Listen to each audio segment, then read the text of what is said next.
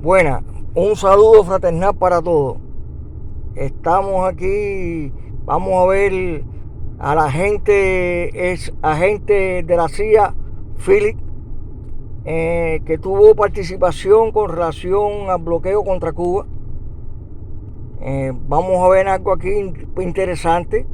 Se lo voy a dejar a ustedes para que ustedes valoren toda esta entrevista.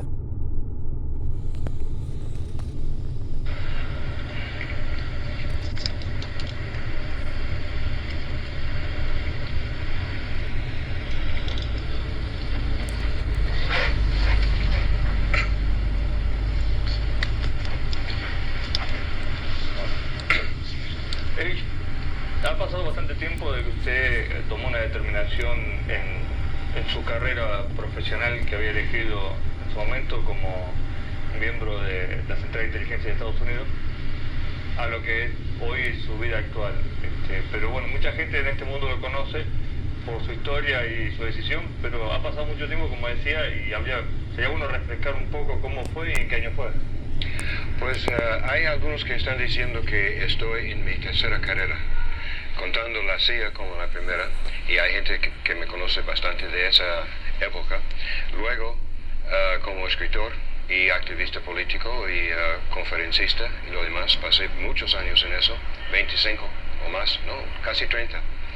Y ahora tengo entre 3 y 4 años en este asunto de negocios, dando servicios a viajeros, turismo, por lo general. Yo veo esta actividad como una actividad de continuación de más de 30 años de solidaridad con Cuba, porque desde los principios de los años 70 yo he llevado una relación bastante estrecha con la Revolución Cubana en actividades actividades políticas, de información, de defensa, y esta actividad es una continuación, porque lo que estoy haciendo o intentando hacer es presentar las realidades cubanas al mundo a través de la presentación de Cuba en el web, internet. Y también este sitio va a ser un sitio vasto. Está abierto ya más de un año, pero estamos desarrollándolo todos los días aquí en el despacho. Y al final va a ser muy grande en cuanto a la presentación de lo que es Cuba y la revolución. Pero también a través de traer la gente aquí mismo a Cuba para ver con sus propios ojos. Cuba ha sido víctima por más de 40 años de mentiras, de distorsiones, de calumnias, y yo, por supuesto, tuve que ver en eso cuando estuve en la CIA. Y yo también he tenido mis problemas con mentiras y distorsiones y calumnias ya desde hace más de 25 años. De manera que yo entiendo muy bien la situación de Cuba por estar allá mismo yo. Este es un trabajo más de solidaridad con Cuba. Por supuesto tenemos que ser rentables, porque es una actividad netamente comercial, pero con el crecimiento del turismo en Cuba en general, por el gran interés que hay en Estados Unidos, sobre todo por Cuba, a raíz de la Buena Vista Social Club, de más música, de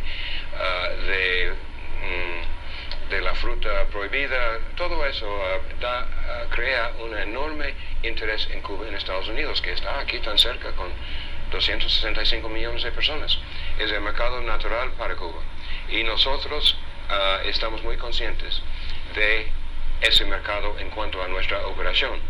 Y estamos trayendo gente de todas partes del mundo, desde Australia, Japón, Europa Oriental y Europa Occidental, por supuesto, y la América Latina, pero mayormente la gente que viene aquí viene de Estados Unidos, muchos de Canadá también, pero mi nombre es bastante conocido en los Estados Unidos y hay mucho apoyo hacia la revolución cubana en los Estados Unidos, de manera que cuando esa gente viene aquí solidariamente con Cuba, y mayormente vienen sin licencias a través de un gateway que sería Nassau o Montego Bay o Cancún, nosotros les atendemos. Atendemos también a gente de Estados Unidos que viene con licencia, o sea, permiso del gobierno. Esta gente viene para donar suministros médicos, por ejemplo, o para trabajar en solidaridad con una comunidad aquí como la comunidad hebrea aquí en Cuba. Hay mucha gente que viene por fines de investigación o educadores que quieren conocer el sistema de enseñanza cubana. Hay un sinfín de razones por qué la gente viene aquí. Le puedo decir que nuestro primer año de operaciones fue el año pasado, coincidió con el año 2000, el año calendario, y tuvimos bastante éxito para un muy pequeño .com startup, ¿no? Comenzando así desde cero. Y en lo que va de este año, o sea, el primer trimestre de este año, estamos facturando más de 6 veces más de lo que facturamos los primeros 3 meses de 2000. De manera que estamos llegando a ese punto de equilibrio para que seamos rentables. Y yo nunca tuve una duda de que esto era una decisión acertada en establecer este negocio aquí. Y después de muchos años de vivir en Hamburgo, donde mi esposa y yo mantenemos un apartamento, vamos a estar pasando la mayoría del tiempo aquí. Y comenzando con el tiempo, hay una gran diferencia. De manera que yo me siento muy en casa aquí. Soy originalmente de Tampa, Florida, no muy lejos de aquí. Y el contorno es algo parecido a lo que era en mi juventud. Su primera relación con Cuba, retomamos el comienzo de la pregunta, fue muy agresiva, ¿no es cierto? Cuando usted era agente de la CIA. Y usted ha pegado, digamos, una vuelta muy grande hasta llegar a lo que es hoy, que ya es uno de los principales amigos de Cuba, de Estados Unidos, y eso a usted le ha traído algunos problemas en Estados Unidos también y fuera de Estados Unidos, ¿no? Sí, ha traído bastantes problemas, pero la verdad es que yo soy uno más como estadounidense que apoya a Cuba. Hay muchísimos. Y el hecho insólito de que yo trabajaba en la CIA contra Cuba es lo que me marca como una persona especial, pero en verdad yo soy simplemente uno más. Y he intentado hacer efectivo la solidaridad y el apoyo a la revolución cubana, y ahora a través de nuestro sitio que se llama cubalinda.com estamos intentando también apoyar al desarrollo de la economía y a la salida de la crisis que comenzó en 89, cuando Cuba perdió un 85% de su comercio al exterior, y como isla tienen que vivir del comercio. De manera que hay distintos fines, pero al fin y al cabo todos son de apoyo a la revolución de forma solidaria. ¿Cómo ve usted la posición permanente del gobierno de Estados Unidos con respecto a Cuba en lo que tiene que ver con el bloqueo y lo que, se vislumbra que va a ser una continuidad también de esa política en el próximo encuentro de la Comisión de Derechos Humanos de las Naciones Unidas de Ginebra? Porque usted me está diciendo que en realidad es mucho mayor el apoyo hacia la revolución cubana por parte de la población estadounidense de la que uno sabe, y entonces tenemos que llegar a la conclusión que el gobierno de Estados Unidos responde a los intereses de una minoría que todo el mundo conoce, que está en Miami. ¿Cómo ve usted esa persistencia de la política de Estados Unidos hacia Cuba? Bueno, se puede hablar desde Thomas Jefferson hacia acá, porque esta relación entre Estados Unidos y Cuba ha sido una relación en que los Estados Unidos han aparecido como paranoicos frente a Cuba. La clase política en Estados Unidos ha pensado siempre que si no dominan a Cuba, Cuba constituye una vulnerabilidad intolerable para Estados Unidos. Esto, por supuesto, es un punto de vista algo patológico, pero a la vez real. Y actualmente yo no veo ningún cambio por el horizonte. cambio tiene que venir. Y no podría recitar en una hora todas las organizaciones que piden un fin del bloqueo de Cuba, organizaciones estadounidenses. Hay nuevas organizaciones casi todos los días que están entrando en esta campaña para cambiar la política hacia Cuba. Pero el problema siempre ha sido el dinero que tienen los extremistas cubanos en Miami. Los Y anticubanos. con ese dinero han podido comprar los representantes en la Cámara y los senadores suficientes para evitar el cambio en la política. Dan Burton, por ejemplo, el coautor del Helms-Burton, que es un congresista de Indiana, él levanta más dinero en Miami para su reelección que en su propio distrito, ¿entiende? Y ese es cómo está funcionando eso. Un fenómeno. Hay falta también de coraje en cuanto a Clinton, por ejemplo. Clinton pudo haber cambiado todo, pero él estaba pensando en la campaña de Gore y ahora hay la deuda que tiene Bush, que realmente es un presidente de facto, ilegal, sin elección, sino nombrado por 5 jueces, ellos mismos sin ser elegidos por el pueblo, son nombrados. De manera que no hay nada de democracia en esta administración actual de Bush. Pero tendremos que ver. Lo importante ahora para cambiarlo no está en la administración ejecutiva, sino en el Congreso. Y los mismos congresistas que el año pasado habían logrado mayorías abrumadoras en tanto la Cámara como en el Senado, han puesto de nuevo sus proyectos de leyes. Y creo que hay casi 15 o entre 15 y 20 proyectos de leyes ahora mismo que modifican el bloqueo. Algunos lo barran por completo. Otros lo cambian de forma parcial.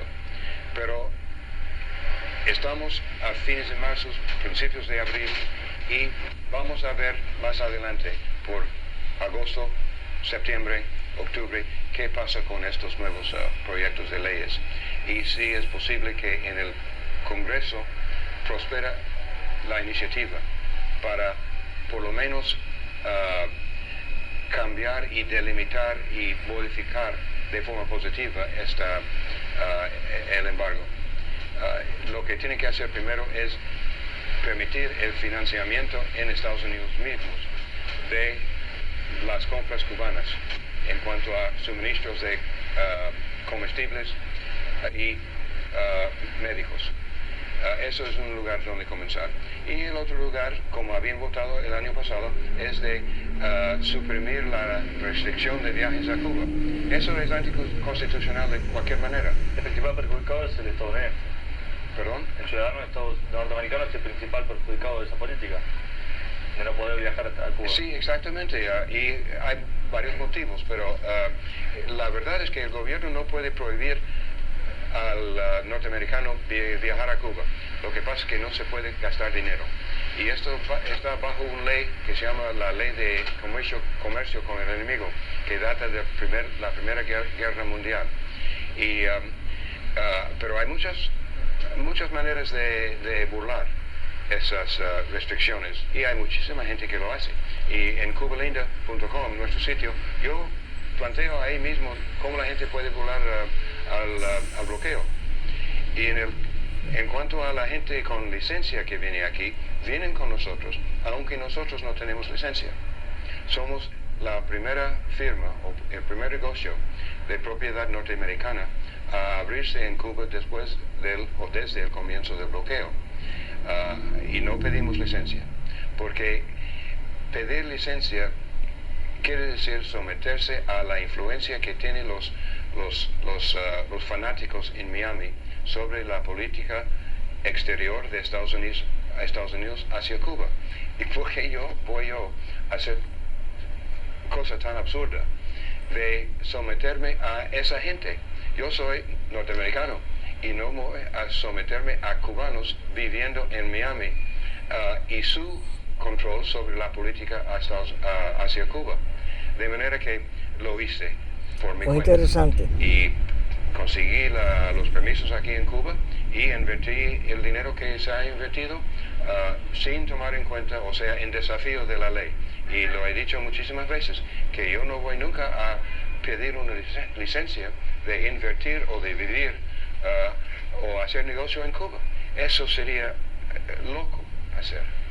Hey, usted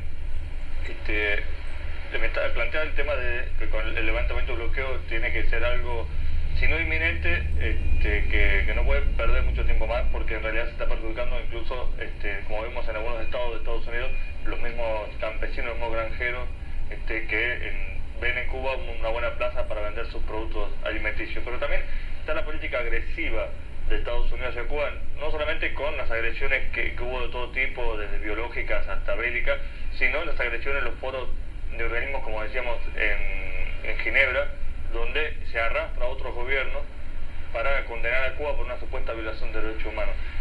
¿Cómo ve usted la posición que pueda seguir manteniendo, si se puede seguir manteniendo esa posición, viendo que hasta Estados Unidos, para mucha gente, no le es ajeno que viola bastante los derechos humanos? Pues, en primer lugar, los Estados Unidos ciertamente están perdiendo mercado.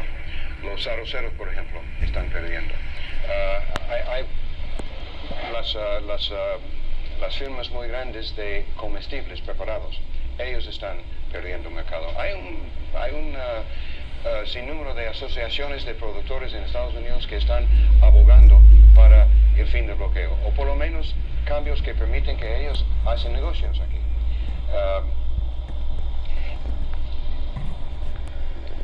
También los Estados Unidos está perdiendo en cuanto a inversiones, porque ha habido, si no me acuerdo mal, algo como 4.5 mil millones de dólares invertidos en Cuba en los últimos 10 años. Y todo el capital ha venido de otros países, que no sean Estados Unidos. Pero hay capital en Estados Unidos para invertir aquí, pero no se permite. Y son esos inversionistas quienes están perdiendo, además de los exportadores de productos. En cuanto a la política bélica o hostil de Estados Unidos hacia Cuba, eso también es un reflejo de la influencia de los fanáticos en Miami, lo que llaman aquí la mafia miamense. Esa política es también absurda. Cuba no representa ninguna amenaza o peligro para Estados Unidos, a menos que uno vea el ejemplo aquí del socialismo y de la integración de la población en la vida nacional. Estados Unidos es totalmente distinto, porque ahí el sistema político resulta en un sistema de exclusión. Y es todo lo opuesto a lo que se hace aquí. De manera que Cuba realmente es un ejemplo peligroso cuando se toma en ese sentido. Pero la gente no lo toma así. Tiene la política bélica hacia Cuba por la influencia de los cubanos de Miami y también por la larga tradición de paranoia y de anticomunismo en Estados Unidos. Hay razones bastante conocidas, históricas, para esta belicosidad hacia Cuba. Eso también tiene que cambiarse. Y el caso de Elian González, el año pasado y el año anterior, abrió muchos ojos en Estados Unidos hacia lo que realmente son estos fanáticos en Miami y también lo que es el pueblo cubano, porque fue una primera vista hacia Cuba realmente que tuviera mucha gente en Estados Unidos. De manera que ambas cosas tienen que cambiar. Uno es el bloqueo abriéndose hacia Estados Unidos y otro es el conocimiento de Estados Unidos. Y eso es lo que estamos intentando hacer nosotros a través de esta operación comercial. Nosotros hemos escogido un eslogan para nuestra operación que en inglés es Bringing Cuba to the World and the World to Cuba. que en español sería algo parecido a trayendo a Cuba al mundo y al mundo a Cuba, para que se conozcan. Es algo parecido a lo que dijo el Papa cuando estuvo acá. Y es muy importante este concepto de abrirse Cuba al mundo y el mundo venga a conocer a Cuba. Por último, yo le preguntaba cómo ve la posición de los gobiernos que se pliegan a la política hostil de Estados Unidos, sobre todo cuando pasan, por ejemplo, en el caso de Argentina, donde la mayoría de la población está en contra de una posición de condena a Cuba en los foros internacionales, ¿no? En el sentido del apoyo a Cuba, Argentina o Estados Unidos es como Argentina y como tantos países más. La mayoría de la población en Estados Unidos está a favor de terminar con el bloqueo. Pero en cuanto a los países que se apegan a la política de Estados Unidos, eso también es un factor histórico. Estados Unidos tiene mucho poder, tiene mucho dinero, tiene muchas maneras de coerción, de coacción, de comprar a otros gobiernos, de chantajear. Hay sin número de maneras en que se puede forzar o convencer